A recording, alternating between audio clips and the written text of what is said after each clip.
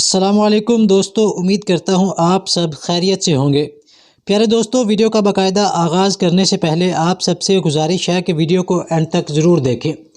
دوستو، لو state university امریکہ میں ایک ادارہ ہے جس کا نام ہے آفات و حوادث کی تحقیق کا مرکز۔ یہ ادارہ 1963 میں قائم ہوا۔ اب تک اس نے اپنے سے زیادہ تعداد میں مختلف قسم کی بڑی بڑی انسانی آفتوں کا مطالعہ کیا ہے۔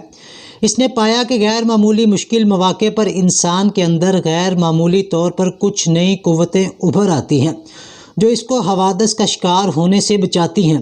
مثلا 1961 میں ٹیکساس میں زبردست قسم کا ساحلی طوفان آیا، مگر اس طوفان میں اس علاقے کے صرف آدھے ملین لوگوں نے اپنا مکان چھوڑا۔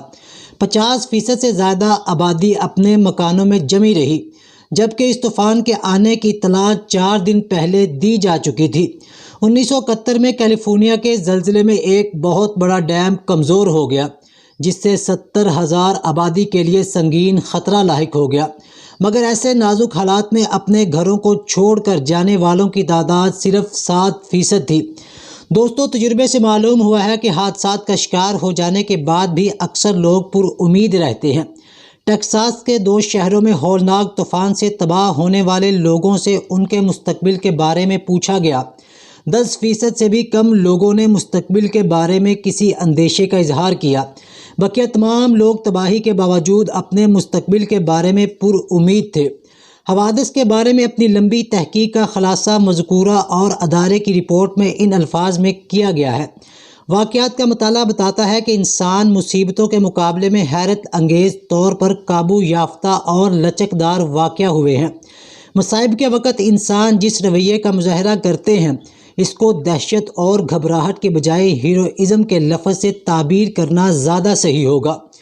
پیارے دوستو، انسان کو اس کے بنانے والے نے حیرت انگیز طور پر بے شمار صلاحیتیں عطا فرمائی ہیں۔ اسی میں سے ایک صلاحیت یہ ہے کہ عین بربادی کے کھنڈر میں کھڑا ہو کر وہ ختم نہیں ہوتا، بلکہ اپنی نئی تعمیر کا منصوبہ سوچتا ہے اور بہت جلد اپنے نقصانات کی تلافی کر لیتا ہے۔ انسان کے اندر یہ فطری امکان ہم کو بہت بڑا سبق دے رہا ہے۔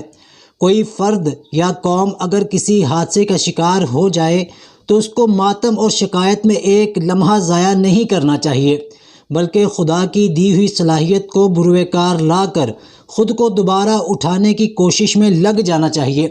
عین ممکن ہے کہ حالات نے جہاں آپ کی کہانی ختم کر دینا چاہی تھی، وہیں سے آپ کی زندگی کے لیے نئے شاندار باب کا آغاز ہو سکے۔